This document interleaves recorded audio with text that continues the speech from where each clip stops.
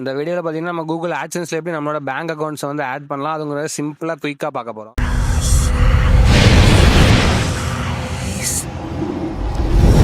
First பார்த்தீங்கன்னா Google Chrome browser open பண்ணிக்கங்க. அதில் போயிட்டு பார்த்தீங்கன்னா கூகுள் ஆட்சென்ஸ் அப்படிங்கிறத டைப் பண்ணிங்க. அதில் பார்த்தீங்கன்னா ஃபஸ்ட்டு ஒரு வெப்சைட் வரும், அதை ஓப்பன் பண்ணிக்கங்க. ஓப்பன் பண்ணால் மேலே வந்து சைன்இன் ஒரு ஆப்ஷன் இருக்கும், அதை கிளிக் பண்ணிக்கங்க.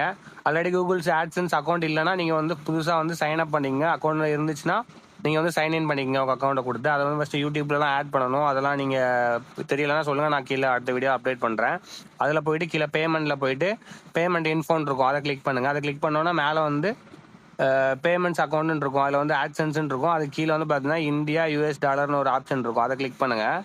மேலே உள்ளது செகண்ட் கீழே உள்ளதை கிளிக் பண்ணுங்கள். கிளிக் பண்ணோன்னா லோட் ஆகிட்டு ரைட் சைடு பாட்டமில் பார்த்தீங்கன்னா கீழே வந்து choose payment how to get payment பேடுன்னு இருக்கும்.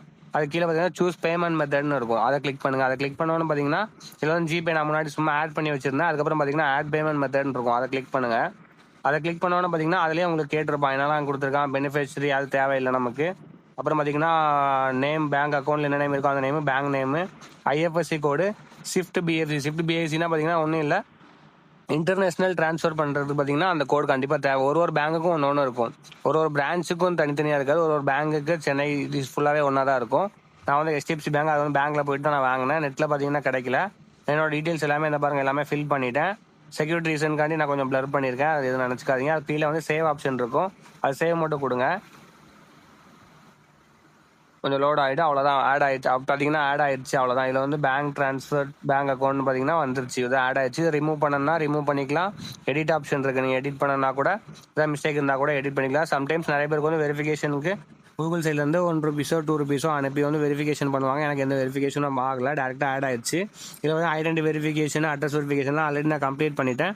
இதில் ஏதாச்சும் டவுட் இருந்தால் கூட கீழே கமெண்ட் பண்ணுங்கள், நான் கண்டிப்பாக ரிப்ளை பண்ணுறேன். இல்லை நான் ஒரு வீடியோ கூட நான் மேக் பண்ணிக்கிறேன்.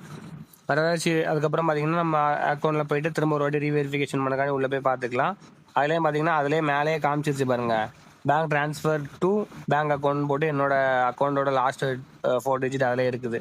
அதில் பார்த்தீங்கன்னா உள்ளே போயிட்டு நம்ம ரிமூவ் பண்ணணும்னா எடிட் பண்ணால் சேம் தான், அதே தான். எனக்கு இது வேண்டாம், நான் அதெல்லாம் ரிமூவ் பண்ணுறேன். அதில் வந்து ரிமூவ்னு கொடுத்தீங்கன்னா ரிமூவ் ஆயிரும். அவ்வளோதான் ஃப்ரெண்ட்ஸ். இதில் இவ்வளோ தான் ஆட் பண்ணுறது, எவ்வளோ சிம்பிளாக பண்ண முடியுமோ அவ்வளோ பண்ணியிருக்கேன். சேனல் ஃபஸ்ட் டைம் வேணால் மறக்காமல் சப்ஸ்கிரைப் பண்ணுங்கள், லைக் பண்ணுங்கள், ஷேர் பண்ணுங்கள். முடிஞ்ச அளவுக்கு வீடியோ வந்து புரியுற மாதிரி தான் அப்டேட் பண்ணியிருக்கேன். ஏதாச்சும் டவுட்னா கூட கீழே கமெண்ட் பண்ணுங்கள், கண்டிப்பாக அப்டேட் பண்ணுறேன். அது பார்த்தீங்கன்னா சைன் அவுட் பண்ணிக்கலாம். சைன் அவுட் பண்ணிட்டு பார்த்தீங்கன்னா நமக்கு மெயிலும் பண்ணியிருப்பாங்க, மெயில் மூலமாக நம்ம கன்ஃபார்ம் பண்ணிக்கலாம். மறுபடியும் போயிட்டு பார்த்தீங்கன்னா மெயிலையும் பார்த்தீங்கன்னா நமக்கு வந்து அப்டேட் ஆயிடுச்சு. நான் என்ன கொடுத்துருக்க மெயில் ஐடிக்கு வந்து இப்படி வந்து பேங்க் அக்கௌண்ட் ஆட் ஆகின்னு சொல்லிட்டு மெயிலும் வந்துருச்சு, அதையும் பார்த்துக்கலாம், கன்ஃபார்ம் பண்ணிக்கலாம். தேங்க்யூ.